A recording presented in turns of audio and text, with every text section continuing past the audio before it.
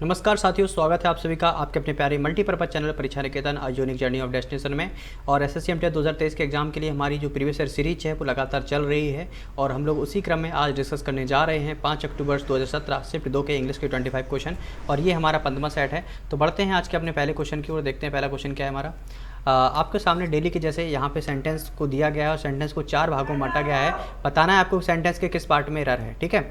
But what erect India this time was there attempt to extend the road toward our border, यानी कि जो आपका Iraq है और इंडिया है, इनका जो बॉर्डर है वो काफ़ी एक्सटेंड हो रहा है।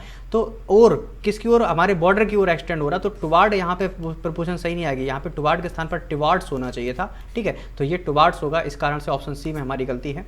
नेक्स्ट क्वेश्चन नंबर 2 को देखते हैं। Racked by the internal turmoil the city is made no secret of its rage. अगर आप ध्यान से देखेंगे एज के साथ मेड लगा हुआ है, एज के साथ मेड लगा हुआ है और ये टेंस बनना चाहिए नॉर्मल सिंपल पास्ट में, ठीक है। तो रैग्ड, क्योंकि यहाँ पर आप ध्यान से देखो वर्ब की सेकंड फॉर्म है ये रैग्ड, और जब वर्ब की सेकंड फॉर्म आई है तो ये पास्ट नेफेट है, सिंपल पास्ट में बनती है। तो आगे वाला जो सेंटेंस होगा वो भी सिंपल पास्ट में बनेगा। तो यहाँ पे एज का प्रयोग ना होकर केवल मेड का प्रयोग किया जाएगा, इस कारण से कह सकते हैं ऑप्शन सेकंड में भी हमारे क्या है, एरर है, ठीक है। नेक्स्ट क्वेश्चन नंबर 3 में देखते हैं। आइदर फादर और हिज सन्स, ठीक है, मेक्स टी। अब अगर ध्यान से देखो, जब भी कोई चीज़ या जब भी कोई आपका सब्जेक्ट हो या सब्जेक्ट्स हो आइदर और से जुड़े हो, आइदर के बाद कोई सब्जेक्ट आएगा और के बाद कोई सब्जेक्ट आएगा। इसी प्रकार से नाइदर नॉर भी होता है। क्या होता है, आइदर और होता है, नाइदर नॉर होता है। तो आइदर और नाइदर नॉर से जुड़ने के बाद जो सेकंड वाला हमारा सब्जेक्ट होता है, इसके आधार पर हमारी क्या होती है, वर्ब लगती है। सेकंड वाले सब्जेक्ट के आधार पर वर्ब लगती है। तो यहाँ पे आइदर फादर, फादर तो सिंगुलर है, और हिज सन्स, अब यहाँ पे सन्स आया है तो यानी कि प्लूरल वर्ब, प्लूरल सब्जेक्ट है। और जब प्लूरल सब्जेक्ट है तो उस आधार पर प्रेजेंट या फिर टेंस में जो वर्ब होती है उसमें एस और एस का प्रयोग नहीं किया जाएगा। तो यहाँ पे क्या हो जाएगा, आइदर फादर और हिज सन्स मेक टी। तो ऑप्शन बी हमारा क्या हो जाएगा, करेक्ट हो जाएगा, ठीक है दोस्तों। बढ़ते हैं नेक्स्ट क्वेश्चन नंबर 3 पर। आ स्मॉल इनकम इज प्रेफरेबल। अब आप हमेशा ध्यान रखिए, एक कंपैरेटिव वर्ड होता है प्रेफरेबल, प्रेफरेबल के साथ हमेशा कौन सी प्रपोजन आती है, टू आती है, प्रेफरेबल टू, ठीक है। ऑप्शन 1 हमारा सही हो जाएगा। क्वेश्चन नंबर 4 क्या है, यहाँ पे आपके सामने मिमिक एक वर्ड दिया गया है और इसका आपको सिनोनिम बताना है। तो मिमिक का जो पहले तो आपको पता है इसका मतलब क्या होता है।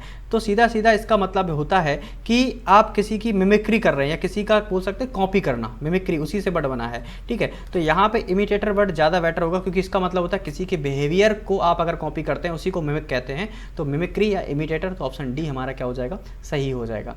नेक्स्ट क्वेश्चन नंबर 5 आपके सामने दिया गया है ग्लेयर। ग्लेयर का मतलब होता है चमकदार और इसका सिनोनिम पूछा गया तो क्या हो जाएगा, डेजल। डेजल मतलब भी क्या होता है, चमकदार होता है। क्वेश्चन नंबर 6 आपके सामने है पेट्रोल करना। पेट्रोल का मतलब होता है किसी चीज़ को आप इंस्पेक्ट कर रहे हैं, जांच पड़ताल कर रहे हैं। कहते हैं अक्सर जो पुलिस वाले होते हैं या जो बॉर्डर पे हमारे सैनिक वगैरह होते हैं वो पेट्रोलिंग पे जाते हैं। किस पे जाते हैं, पेट्रोलिंग पे जाते हैं, यानी कि जांच पड़ताल वगैरह करना। तो इंस्पेक्शन करना, तो ऑप्शन डी हमारा क्या हो जाएगा, करेक्ट हो जाएगा। क्वेश्चन नंबर 7 अपोजिट पूछा है कमिटेड। अगर आप पूरी तरीके से कमिटेड हैं सर्टेनिटी के साथ कि नहीं बिल्कुल सही है, मैंने ये बिल्कुल तरीके से कमिट कर लिया है कि इस साल हर हाल में मुझको परीक्षा निकालनी है, हर हाल में मुझको वर्दी चाहिए, हर हाल में मुझको नौकरी चाहिए, तो कमिटेड हैं आप अपनी बात को लेकर के, ठीक है। कुछ आपने सर्टेनिटी लगातार कंटिन्यू तरीके से आप प्रैक्टिस कर रहे हैं। इसका अपोजिट क्या हो जाएगा, अनसर्टेनिटी हो जाएगा कि अनिश्चित है। कमिटेड का मतलब निश्चित है कि ऐसा होने वाला है, क्योंकि मुझे मेरे तकदीर पे नहीं, मुझे मेरे अपने मेहनत पर भरोसा है। तो कमिटेड हैं आप, और अनसर्टेन है मतलब अभी आप अनिश्चित रूप से काम कर रहे हैं कि अगर चलो हो गया तो ठीक है, नहीं हो गया तो अपना कुछ और देखेंगे। तो ये अनसर्टेनिटी होती है। इसका कमिटेड का अपोजिट क्या हो जाएगा, uncertainty, option number D. Question number 8 है आपके सामने इरोड। इरोड का मतलब क्या होता है कि किसी चीज़ को नष्ट कर देना, बर्बाद कर देना, डिस्ट्रॉय कर देना, ठीक है। तो इसका सिनोनिम तो डिस्ट्रॉय हो जाएगा, स्पॉइल हो जाएगा, ठीक है। ईट मतलब भी खाना या बर्बाद कर दिया आपने। लेकिन फिक्स इसका क्या होगा, एंटोनिम होगा कि कोई चीज़ आपने फिक्स कर दी, ठीक है, अब ये बदलेगी नहीं, ना ही खत्म होगी, ठीक है। क्वेश्चन नंबर 9 आपके सामने कर्व, और कर्व का आपसे पूछा गया एंटोनिम यानी कि अपोजिट। कर्व का आपसे एंटोनिम अपोजिट पूछा है। तो कर्व का सीधा सीधा मतलब होता है कि किसी चीज़ को रिस्ट्रिक्ट करना या रोकना, या आप क्या कर रहे हैं, उसको बांध रहे हैं। और फ्रीडम का क्या होता है, स्वतंत्र होता है। तो ऑप्शन बी कर्व का अपोजिट हो जाएगा। नेक्स्ट क्वेश्चन नंबर हमारे सामने 11 है रूट एंड ब्रांच। क्या है भैया, रूट एंड ब्रांच, और ये एक प्रकार का इडियम है, यानी कि जड़ और जड़ से लेकर शाखाओं तक पूरा कंप्लीटली। तो इसका अर्थ क्या होता है, टूटना, यानी पूर्ण रूप से, टोटली, पूर्ण रूप से, ठीक है। रूट एंड ब्रांच पूर्णतः, option number D. Question number 12 हमारे सामने व्हाइट लाइफ, कहते हैं सफ़ेद झूठ बोल रहा है बिल्कुल, मतलब एक ऐसा झूठ जिससे नुकसान तो नहीं है लेकिन सबको पता है ये झूठ बोल रहा है। तो आ हार्मलेस और ट्राइवल लाई, तो ऑप्शन डी हमारा क्या हो जाएगा, करेक्ट हो जाएगा। अगला है जो ब्रैकेट पार्ट है इसको इंप्रूव करना है। They are also pitched in the help in a major way. अब अगर आप ध्यान से देखो यहाँ पे पिच्ड वर्ड लिखा है और आर के साथ पिच्ड कब से आने लगा, कभी नहीं आएगा, यानी कि या तो यहाँ पर क्या आएगा आपका हैव आएगा या तो फिर आपका क्या आएगा, हेड आएगा, क्योंकि दे लगा है तो यानी हैव भी आ सकता है, हेड भी आ सकता है। लेकिन अगर आप ध्यान से देखेंगे अर्थ निकाले कर तो they have also pitched in to help in a major way, यहाँ पे जो हैव होगा वो ज़्यादा सही है, तो ऑप्शन 1 हमारा क्या हो जाएगा, करेक्ट हो जाएगा। ठीक है, चलिए, क्योंकि पास्ट पार्टिसिपल जो होती है, पास्ट पार्टिसिपल में हेड नहीं आता, वह हैव प्लस वर्ब की थर्ड फॉर्म आती है पास्ट पार्टिसिपल में। ठीक है, तो यहाँ पे ऑप्शन नंबर 1 सही हो जाएगा। क्वेश्चन नंबर 14 देखते हैं, यहाँ पे ब्रैकेट पार्ट को आपको करेक्ट करना है। इंडियन रेस्टोरेंट्स डिस्ट्रीब्यूटिंग फूड को डिस्ट्रीब्यूट कर रहे हैं। Indian businesses are throwing open their promises to provide accommodation. अगर आप ध्यान से दूसरा वाला क्लॉज देखेंगे, और थ्रोइंग लिखा हुआ है, क्या लिखा हुआ है, आर थ्रोइंग, यानी कि इस एमआर के साथ यानी सिंपल बोल सकते हैं प्रेजेंट कंटिन्यूस में टेंस को बनाया गया, तो यहाँ पर भी प्रेजेंट कंटिन्यूस में बनना चाहिए कि नहीं बनना चाहिए, तो इंडियन रेस्टोरेंट्स आर डिस्ट्रीब्यूटिंग हो जाएगा, option number B. Question number 15 हमारे सामने है, honesty and uprightness of character. इसको वन वर्ड सब्स्टिट्यूशन बताया, इसको बोलते हैं इंटीग्रिटी। किसी व्यक्ति की इंटीग्रिटी क्या है कि वो ईमानदार पूर्वक किस तरीके से अपना कार्य कर रहा है, ये उसकी इंटीग्रिटी होती है, तो ऑप्शन सी हमारा सही हो जाएगा।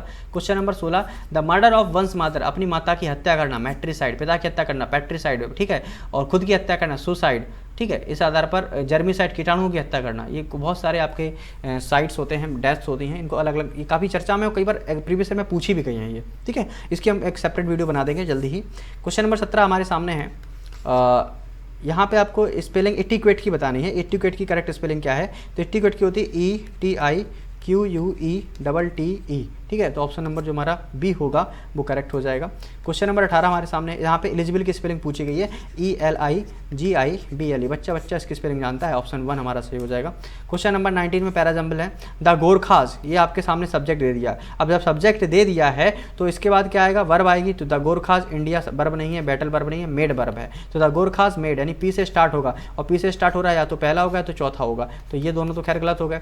तो क्या अर्थ निकल रहा है, the Gorkhas made their presence felt in battles. अब जो प्रेजेंस किस में फेल करेंगे हम लोग, युद्धों में फील करेंगे कि नहीं करेंगे, तो यानी कि the Gorkhas made their presence felt in battles against the British in India in the 19th century. 19वीं शताब्दी में अंग्रेजों के खिलाफ युद्ध लड़ने की बात की यहाँ पे चर्चा की जा रही है, तो पी आएगा, फिर आर आएगा, फिर क्यू आएगा, तो ऑप्शन नंबर 1 हमारा सही हो जाएगा। क्वेश्चन नंबर 20 में भी आपको करेक्ट ऑर्डर लगाना है। सब्जेक्ट क्या है, fresh air and clean water, यानी कि स्वच्छ हवा और स्वच्छ पानी, आर, ये दो ऐसी चीज़ें हैं जो हमारे लिए बहुत ज़रूरी है। Are two most basic needs to sustain, किसको सस्टेन करना है, लाइफ को सस्टेन करना है, but nothing of both is possible in the modern life, यानी पहले आर फिर पी फिर क्यू। ओके, तो या इस आधार पर कौन सा हमारा सही हो जाएगा, ऑप्शन नंबर 2 सही हो जाएगा।